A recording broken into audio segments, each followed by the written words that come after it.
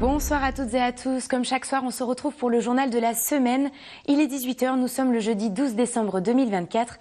Tout de suite, les sujets que nous allons aborder dans cette édition. Nous terminerons notre série sur la clinique vétérinaire d'Allonzier-Lacaille avec un dernier épisode consacré au service d'imagerie médicale, un pôle qui joue un rôle indispensable pour prendre en charge comme il se doit les patients accueillis à l'hôpital. Les précisions dans quelques instants. Et puis nous irons dans le Chablais où les flottins préparent leur arrivée à Évian-les-Bains. Cette tradition perpétuée chaque année pendant les fêtes offre au public un voyage au pays du rêve et de l'imaginaire. Grâce au théâtre de la Toupine et ses nombreux bénévoles, nous le verrons. Mais avant de développer ces titres, nous ferons un saut au lycée Charles Baudelaire d'Annecy, où une trentaine de parents d'élèves étaient rassemblés ce jeudi matin devant les grilles de l'établissement. Une mobilisation qui visait à dénoncer le manque chronique de professeurs au sein de la structure. À l'instar des collèges des Balmettes, d'Évire, de Mété, de Frangy ou encore du lycée de l'Albanais, nombreux sont les cours qui sont aujourd'hui dispensés en visioconférence. Un état de fait qui inquiète pour des élèves censés passer leur baccalauréat en fin d'année. Je vous propose d'écouter tout de suite les précisions des responsables de la Fédération des conseils des parents d'élèves de l'établissement. Elles répondent aux questions d'Emmanuel Jaude. Il y a eu des rencontres de fait avec la direction. Il y a eu également une pétition qui a été signée par l'ensemble des parents. On est à 750 signatures, des courriers qui ont été envoyés au DAZN et au rectorat. Il y a eu des solutions de contournement qui ont été mises en place, des cours de visio qui ont été proposés et mis en place pour les premières, enfin pour une partie des cours seulement, qui n'est donc pas confort pour les élèves et pour leur apprentissage, sachant qu'il n'y a pas d'interaction pendant un cours de visio. Et les cours ne sont pas tous assurés. Aujourd'hui, on compte une quinzaine de cours de visio, or qu'il faut 5 heures de français par semaine. On a une demande d'audience auprès du DAZN et de la rectrice qui va être faite. L'idée, c'est d'avoir une audience qui est commune avec d'autres établissements. On parlait tout à l'heure du collège d'Évire qui va être reçu la semaine prochaine, donc d'être reçu avec eux puisque la problématique est globale et d'essayer de trouver des solutions pour qu'il y ait des enseignants qui arrivent. Et après, c'est vrai qu'on sait que la FCPE et d'autres parents d'élèves ont déjà porté plainte contre l'État pour l'absence d'enseignants et le fait que le droit à l'éducation ne soit pas respecté.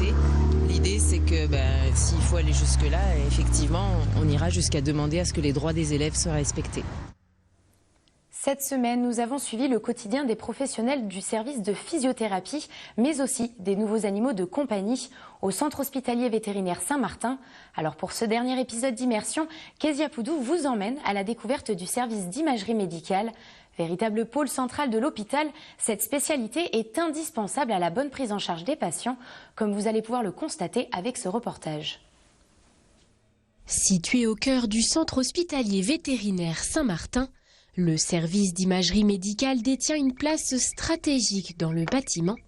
C'est ici qu'un relais se crée entre les différentes spécialités. Nous, en tant que médecins, si on n'avait pas le scanner aujourd'hui pour ce chien, on aurait évidemment un examen moins précis de tout ce qui lui arrive actuellement. Et donc, c'est sûr que l'imagerie, c'est vraiment le pôle central qui fait le lien entre tous les services. Parce qu'ensuite, moi, je l'ai vu en consultation, il passe en imagerie, et puis peut-être qu'il ira ensuite aussi en chirurgie. Et puis, les chirurgiens auront aussi besoin de voir ce scanner pour faire le mieux possible et envisager leur chirurgie le plus précisément possible. Ce jeudi, Jazz, un cavalier King Charles de 10 ans, admis dans l'hôpital ce matin pour une masse au niveau de l'anus, passe un scanner. Il nous sert à deux choses. Voir localement quelle est l'invasion de la masse. Est-ce qu'elle est juste localisée à ce qu'on voit visuellement ou est-ce qu'elle est plus profonde ? Et puis si elle est plus profonde, jusqu'où elle va, est-ce qu'elle envahit les tissus autour? Et puis en fait ça fait aussi office de bilan d'extension, c'est-à-dire qu'on recherche s'il y a des métastases ailleurs dans les autres organes, par exemple au niveau pulmonaire ou au niveau hépatique, etc. Une biopsie a donc été réalisée, c'est-à-dire que des prélèvements de la tumeur ont été effectués. Leur analyse permettra ensuite de déterminer son caractère bénin ou malin. Pouvant réaliser des radiographies, des IRM, des échocardiographies ou encore des échographies, ce service permet aux vétérinaires d'apporter le meilleur suivi possible, le tout en s'adaptant aux différents profils des animaux. C'est d'ailleurs au tour de ce chien de passer une échographie. C'est le moins invasif et que ça permet de voir correctement toutes les structures tendineuses de cette partie-là de l'anatomie. Donc là, on est au niveau du tendon d'Achille. Tout ça, c'est le pied du chien. Et ici, on est derrière le talon, avec le tendon d'Achille qui est là. Et donc, sa partie vraiment terminale, ici en bas, elle est toute gonflée. Donc, on va essayer de voir pourquoi c'est gonflé et quelle est la structure qui pose problème. Chat, chien, lapin ou encore poule, ce service d'imagerie médicale accueille donc une grande diversité d'animaux et permet de diagnostiquer, de suivre l'évolution d'une maladie et, si besoin, de planifier une intervention chirurgicale. Ce mardi, la compagnie des guides de Chamonix organisait sa traditionnelle assemblée générale, un rendez-vous à l'occasion duquel Olivier Grébert a été réélu à la présidence de l'institution bicentenaire. Après 6 années passées à la tête de la compagnie, il repart donc pour un 3e mandat. Un engagement partagé avec les élus de son conseil d'administration qui s'est en partie renouvelé. Emmanuel Jaude l'a rencontré au lendemain de son élection afin qu'il nous explique ses priorités et ses missions pour les années à venir. Je vous propose de l'écouter tout de suite. On va être dans la continuité, on va dire, mais quatre nouveaux entrants viennent nous rejoindre au niveau du comité. Et donc ça, c'est quand même motivant, puisque ça amène à la fois un peu de sang neuf, des idées nouvelles. On reste dans la continuité, à savoir on essaye de faire vivre nos guides, ce qui est un peu la différence avec quelques autres structures, mais comme l'ensemble, on va dire, des compagnies, des bureaux de guides, l'objectif est de faire vivre nos professionnels dans leur milieu, sur leur territoire. Forcément, il y a des dossiers sur lesquels on travaille et dans la continuité, dossiers, effectivement, ce qu'on disait un peu pas juridique, mais l'évolution des conditions d'exercice, l'arrivée de nouveaux diplômes qui nous préoccupent, même si là on travaille en parallèle avec le syndicat national, mais malgré tout, on va dire que on est attentif à ce que le diplôme ne soit pas morcelé ou grignoté par d'autres qualifications qui peuvent être quelquefois un peu plus faciles à obtenir, même si c'est un peu sur les parallèles ou sur les ailes de notre métier. C'est aussi ce qui permet de vivre à l'année de son métier. On clôture cette édition tout en féerie, direction Évian-les-Bains avec le fabuleux village des Flottins. Chaque hiver, ce peuple imaginé par le créateur du théâtre de la Toupine, Alain Benzoni, offre aux habitants et aux touristes un voyage féerique plus vrai que nature dans leur univers. Une poésie qui se matérialise par des personnages sculptés tout de bois flotté, mais aussi de nombreuses animations. Et alors que la 18e édition va s'ouvrir ce vendredi 13 décembre, les équipes peaufinent les dernières installations pour que l'immersion dans le rêve et l'imaginaire soit totale. Regardez. Dès décembre, ils prennent vie et animent la commune d'Évian pendant les fêtes. À J-1 de l'ouverture, les équipes sont sur le pont pour finaliser le fabuleux village des Flottins.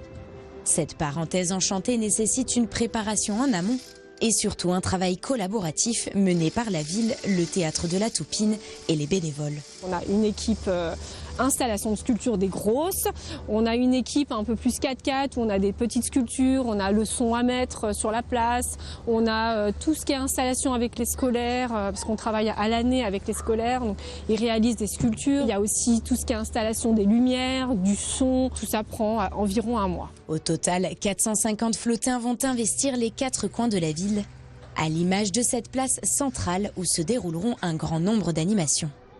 Un peu plus loin, repères des gourmands et rues piétonnes sont aussi en cours de finition et l'installation demande une certaine logistique. Une des premières règles qu'on a quand on fabrique des sculptures en bois flotté, c'est les enfants sont des éléphants. Donc les sculptures doivent être solides. Donc elles sont solides, c'est juste que du coup quand on les grute, il faut être vigilant à comment on les prend parce qu'il y a une différence entre le squelette et l'habillage. Le habillage qui va être plus esthétique et du coup il faut bien prendre les structures pour supporter les sculptures sans les endommager. Et du coup en fonction des lieux et en fonction des pièces, c'est plus ou moins long. Cette année, une trentaine de nouveaux flottins font leur apparition. C'est dans leur repère au théâtre de la Toupine qu'elles sont imaginées par l'artiste Vanly. à partir de bois récupérés sur les berges du Léman. C'est comme si je construisais une maison en fait. Il faut une répartition des charges, il y a le poids du bois. Donc il faut tout équilibrer pour que la structure soit solide et puis qu'elle résiste aux intempéries. Et donc c'est un boulot qui est minimaliste et en même temps qui demande beaucoup de patience et de réflexion. Après il y a des grosses, il y a des petites, il y a des moyennes, voilà, tout dépend de mon inspiration et puis de comment est-ce que je vois la chose en fait. Exemple avec ce clown qui prendra vie sur la place Charles de Gaulle. Mais les nouveautés ne concernent pas seulement les flottins. La programmation est elle aussi renouvelée avec comme maître mot pour cette 18e édition, les flottins font leur cirque. Il y aura plein de choses autour du cirque et bien sûr autour du conte, de l'histoire et de l'imaginaire. Et c'est une grande balade où les gens se promènent et rencontrent des personnages. Il y aura une flottine trapéziste, il y aura des acrobates, des jongleurs et puis bien sûr plein de flottins partout. Ateliers, concerts, arrivée du Père Noël ou encore déambulation musicale. Rendez-vous est donné au public le 13 décembre pour une immersion dans le rêve et l'imaginaire. C'est la fin de ce journal. Merci pour votre suivi de l'information sur notre chaîne. Tout de suite, place à la météo présentée par Thierry Paulme. On se retrouve demain, même heure, pour un nouveau journal sur 8 Mont Blanc. Excellente soirée.